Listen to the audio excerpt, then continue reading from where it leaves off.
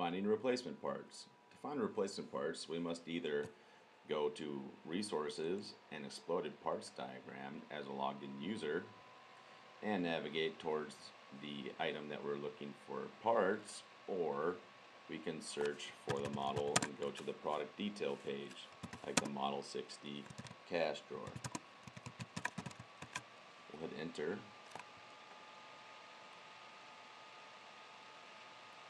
And we'll click the thumbnail to get to the product detail page.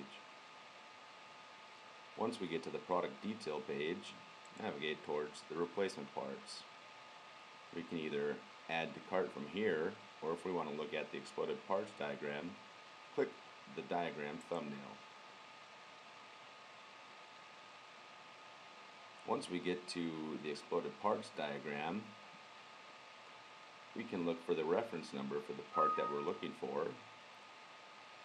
We can hit this plus sign, which would minimize that, and we can see the reference number here.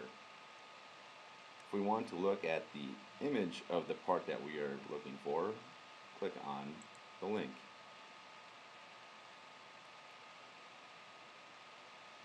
Now that we know this is indeed what we are looking for, we can add to cart.